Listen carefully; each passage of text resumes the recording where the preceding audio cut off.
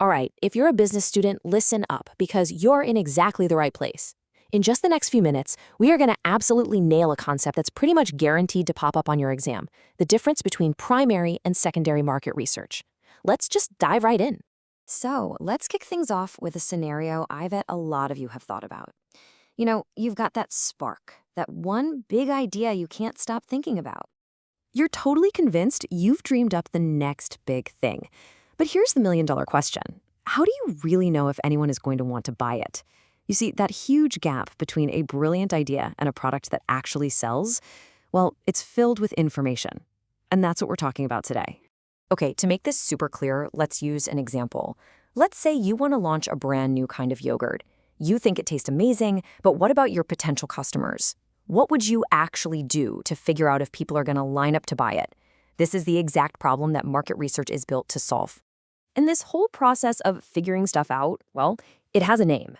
So before we go any further, let's make sure we've locked in the official definition of market research. At its core, market research is really just the process of listening. It's how a business finds out what customers want, what they might need, and just as important, what they're already buying from your competitors. So, why does this matter so much? Well, trying to launch something new without doing your homework is a massive gamble.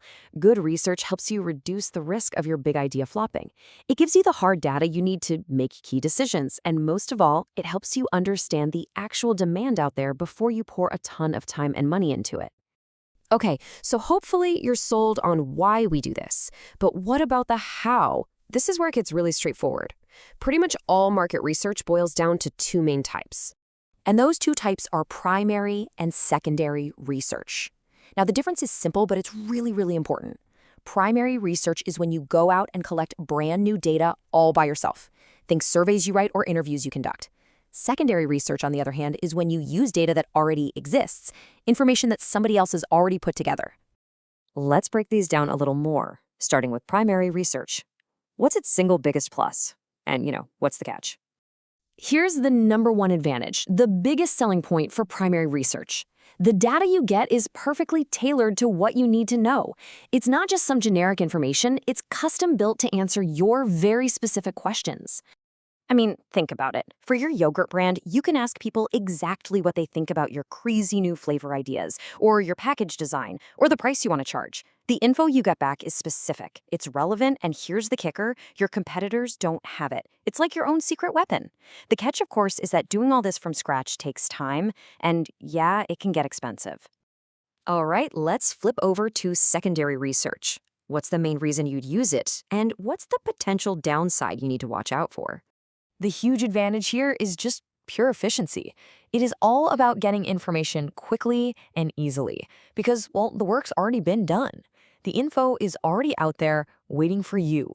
So instead of spending weeks and a bunch of cash building your own study, you can just tap into existing market reports or government data about food trends. It is so much faster and way, way cheaper. But, and this is the big but, the data might not be specific enough for your unique yogurt idea. Or worse, it could be a little out of date. Okay, we've covered the definitions and the main pros and cons. Now let's pull everything together into a super simple format. Think of it as your own personal study card to help you lock this in for good. Let's just boil this all down. As you can see, primary research, that's you gathering brand new data. Its key advantage, it is perfectly tailored for you.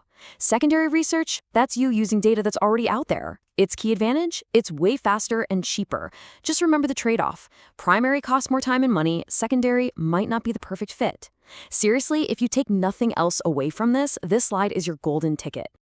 And that brings us to our final question, the practical one. Thinking about our yogurt brand and everything we now know about the pros and cons, which type of research would you do first, and more importantly, why? Thinking through that answer isn't just for an exam. It's the very first step in building a smart business strategy from the ground up.